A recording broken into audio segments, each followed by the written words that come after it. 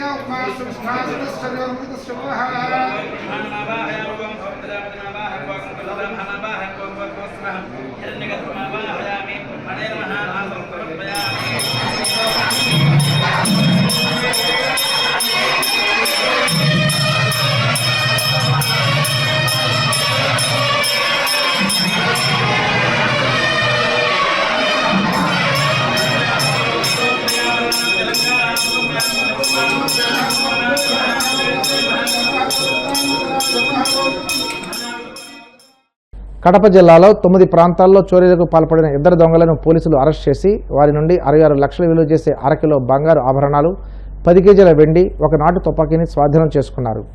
బద్వేలుకు చెందిన గుమ్మల్ల వెంకట సుబ్బయ్య, నూతి వెంకట సుబ్బయ్యలపై గతంలో 28 ఎర్రచందనం అక్రమ రవాణా కేసులు, 38 దొంగతనం కేసులు నమోదయ్యాయి. వీరిద్దరూ పీడీ యాక్ట్పై జైలుకు వెళ్లి వచ్చారు. అయినప్పటికీ చోరీలు చేస్తూనే ఉన్నారు. ఇటీవలి కాలంలో వీరిద్దరూ నగల దుకాణంలో దొంగతనం చేశారు. ఈ మేరకు వీరిపై జిల్లా పోలీసు అధికారులు ప్రత్యేక దృష్టి కేంద్రీకరించి వీరిద్దరిని బద్వేల్లో అరెస్ట్ చేసినట్లు ఎస్పీ వెల్లడించారు. ముఖ్యమైనటువంటి దొంగల బ్యాచ్ని పట్టుకోవడం జరిగింది. ఈ దొంగతనాలు చేసినటువంటి ఇద్దరిని ఈరోజు అరెస్ట్ చేసి రిమాండ్కి పంపించడం జరుగుతుంది. వీళ్ళిద్దరి దగ్గర దాదాపు అరకిలో బంగారు, అదేవిధంగా 10 కిలోల వరకు వెండిని రికవరీ చేయడం జరిగింది. మన జిల్లాలో 13 అఫెన్సుల్లో వీళ్ళు పాల్గొన్నారు. 13 దొంగతనాల్లో పాల్గొన్నాడు. బద్వేలు, మైదుకూరు, బీకోడూరు, కలశపాడు ఇలాంటి ప్లేసెస్లో వీళ్ళు 13 అఫెన్సులు చేశారు. బంగారు నగల దుకాణాన్ని కూడా వీరు కొల్లగొట్టారు గత సంవత్సరం. దాంట్లో దాదాపుగా 9 కిలోల వెండిని, 200 గ్రాముల బంగారుని వీళ్ళు కొల్లగొట్టడం జరిగింది. వీళ్ళిద్దరి గురించిన వివరాలను మనం పరిశీలిస్తే, గుమ్మళ్ళ వెంకట సుబ్బయ్య అనే అతను అట్లూరు మండలం చలంగారిపల్లి గ్రామం, నూతి వెంకట సుబ్బయ్య అనే అతను బద్వేలు టౌన్ గౌరీశంకర్ నగర్. వీళ్ళిద్దరూ కూడా అఫెన్సెస్ చేస్తూ ఉంటారు. దీంట్లో ఈ దొంగతనాలు చేయడంలో వీరు ఆరితేరినటువంటి వాళ్ళు. దీంట్లో గుమ్మళ్ళ వెంకట సుబ్బయ్య మీద ఇప్పటికే దాదాపుగా 33 కేసులు ఉన్నాయి. చాలా వరకు రెడ్ శాండిల్ కేసుల్లో కూడా ముద్దాయిగా ఉన్నాడు. 5 జిల్లాల్లో 6 జిల్లాల్లో ఇతను చాలా వరకు దొంగతనాలు చేశారు. చాలాసార్లు దొంగతనాలు చేసి జైలుకి వెళ్ళి తిరిగి వచ్చిన వెంటనే మళ్ళా చేయడం అనేటటువంటిది ఆనవాయితీగా ఉంటుంది. దాంట్లో భాగంగా మైదుకూరు డిఎస్పి, అదేవిధంగా బద్వేల్ రూరల్ ఇన్స్పెక్టరు, కన్సర్న్ ఎస్ఐలు అందరూ కూడా ఇతన్ని వలపన్ని పట్టుకోవడం జరిగింది. దాంట్లో భాగంగా పెద్ద మొత్తంలో రికవరీ, దాదాపు 60 లక్షలు విలువ చేసే బంగారు, వెండి ఆభరణాలని రికవరీ చేయడం జరిగింది. దాంతోపాటు ఇతని వద్ద ఒక SBBL వెపన్ని కూడా రికవరీ చేయడం జరిగింది. ఇది అతను వేటకు వాడుతూ ఉంటాడు. అనాథరైజ్డ్గా కంట్రీ మేడ్ వెపను పాతకాలం నుంచి ఉంది, బట్ దీన్ని అనాథరైజ్డ్గా వాడుతూ ఉంటాడు. దాంట్లో భాగంగా ఇతన్ని మనము సీజ్ చేయడం జరిగింది. 4 రెడ్ శాండల్ లాక్స్ కూడా ఇతని ఆధీనంలో రికవరీ చేయడం జరిగింది. ఒక బొలెరో వెహికల్ని కూడా సీజ్ చేయడం జరిగింది. ఒక బైక్ని కూడా మనము సీజ్ చేసాము. ఒక నాటు తుపాకీని కూడా సీజ్ చేసాము. ఈ రెడ్ శాండల్లో కూడా ఇతను పేరు మోసినటువంటి ముద్దాయి. ఇతని మీద చాలా వరకు కేసులు ఉన్నాయి. ఇతని మీద పీడీ యాక్ట్ కూడా మళ్ళీ పెట్టడం జరుగుతుంది. దీంట్లో మనకు మంచి ప్రతిభ కనపరిచినటువంటి SDPO మైదుకూరు రాజేంద్ర ప్రసాద్, అదేవిధంగా Badvel rural inspector Nagabhushanam, Mydukur urban inspector Ramanareddy, వాళ్ళ ఎస్ఐలు, కానిస్టేబుల్స్ అందరికీ కూడా ప్రశంసించడం జరుగుతుంది. ప్రశంసా పత్రాలు కూడా వాళ్ళకు అందజేయడం జరుగుతుంది. తాజాగా జరిగిన జీవీఎంసీ స్టాండింగ్ కమిటీ ఎన్నికల్లో కూటమి 9 సీట్లు గెలిచి మరోసారి ప్రజల విశ్వాసం చూరగొన్నామని విశాఖ 39వ వార్డు కార్పొరేటర్, మాజీ ఆంధ్ర రాష్ట్ర pollution control board member Mohammed Sadiq అన్నారు.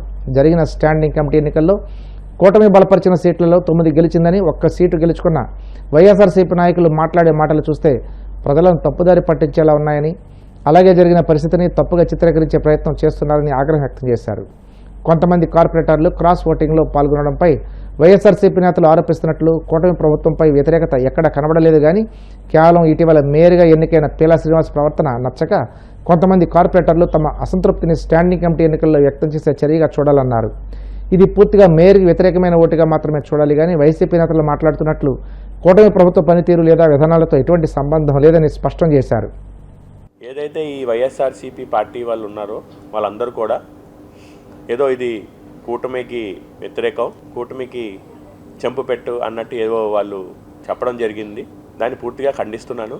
క్రాస్ ఓటింగ్ సుమారు 22 మంది కూటమిలో ఉన్న కార్పొరేటర్లు క్రాస్ ఓటింగ్ వేశారని చెప్పేసి నిన్న ఈ కౌంటింగ్లో తెలిసింది.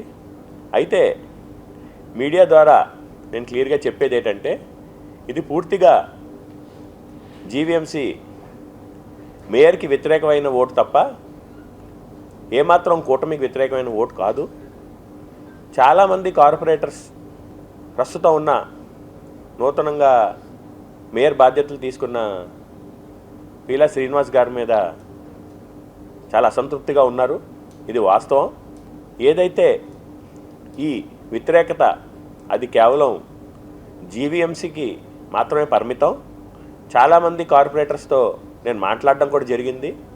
ఏదైతే వైఎస్ఆర్సీపీ పార్టీ పూర్తిగా భూస్థాపం అయిపోయి కనీసం ఎవరు కూడా ప్రజలు కూడా వాళ్ళ గురించి ఆలోచించే పరిస్థితుల్లో లేరు. కానీ ఈరోజు ఏదైతే జీవీఎంసీ మేయర్గా ఎన్నికైన పీలా శ్రీనివాస్ గారు మేయర్ అయ్యే ముందు తర్వాత చాలా వ్యత్యాసం ఉందని కార్పొరేటర్లు అందరూ కూడా బలంగా నమ్ముతున్నారు. ఏదో రూపంగా వాళ్ళ తాలూకా వ్యతిరేకత చూపించాలని చెప్పేసి ఈ విధంగా ఎన్నికలు స్టాండింగ్ కమిటీ ఎన్నికల్లో చెప్పడం జరిగింది. ఇది పూర్తిగా ఒక లోకల్ సబ్జెక్ట్. జీవీఎంసీలో జరుగుతున్న పరిణామాలు, జీవీఎంసీ మేయర్ కార్పొరేటర్లతో సమన్వయ లోపం, ఈ కారణాల వల్ల ఈ యొక్క స్టాండింగ్ కమిటీ ఎలక్షన్స్లో క్రాస్ ఓటింగ్ జరిగింది. అంతేగాని ఏమాత్రం ఇది కూటమి ప్రభుత్వానికి ఎక్కడ కూడా వ్యతిరేకం కాదు. అలాగే ఏదైతే ఈ వైఎస్ఆర్సీపీ పార్టీ నాయకులందరూ కూడా సంకలు గుద్దుకుంటున్నారు ఏదో కూటమి మీద విజయం అని చెప్పేసి, అది పూర్తిగా అవాస్తవం. ఇది మా ఇంటర్నల్ మ్యాటర్. ఖచ్చితంగా ఎవరెవరు అసలు క్రాస్ ఓటింగ్ వేశారు, ఏంటి వాళ్ళ సమస్యలు ఏంటి అని పార్టీ అధిష్టానాన్ని తీసుకెళ్తున్నాం. ఖచ్చితంగా ఏదైతే ఈ సమస్య ఉందో దాన్ని పరిష్కరించి దాన్ని ఏదైతే కార్పొరేటర్స్ మేయర్ మధ్యలో సమన్వయ లోపం ఉందో అది పార్టీ హైకమాండ్ చొరవ తీసుకొని ఖచ్చితంగా దీన్ని పరిష్కరిస్తుంది. రానున్న రోజుల్లో ఇంకా బలంగా ముందుకెళ్తామని చెప్పేసి మీడియాకు తెలియజేస్తున్నాను. వార్తలు ముగించే ముందు ముఖ్యాంశాలు మరోసారి. విజయవాడలో పారిశ్రామికవేత్తలతో సీఎం చంద్రబాబు సమావేశం. ప్రభుత్వ సంక్షేమానికి తోడుగా దత్తత కుటుంబాల్లో నైపుణ్యాలు పెంచాలని సూచన. భీమవరం మౌళ్ళమ్మకు 108 గ్రాముల బంగారు పుష్పాలను ఎమ్మెల్యే అంగిబాబు చేతుల మీదుగా అందించిన భక్తులు. వరలక్ష్మి వ్రతం సందర్భంగా 9 లక్షల గాజులతో అమ్మవారికి అలంకరణ. భీమవరంలో గ్రీన్ ఎకో ఎలక్ట్రికల్ బైక్ షోరూంను ప్రారంభించిన ఎమ్మెల్యే అంగిబాబు. పర్యావరణం, కాలుష్యం కాకుండా ఈ బైక్లు ఎంతో ఉపయోగిస్తాయని వెల్లడి. ఓటమి భయంతోనే పులివెందులలో టీడీపీ అరాచకానికి పాల్పడుతుంది. సీఎం చంద్రబాబుపై మాజీ మంత్రి అంబటి రాంబాబు ధ్వజం. ఈ వార్తలు ఇంతటితో సమాప్తం. మరిన్ని వార్తల కోసం BCN digital YouTube channel, Facebook page follow అవ్వండి. అప్డేట్ వార్తల కోసం ప్లీజ్ సబ్స్క్రైబ్.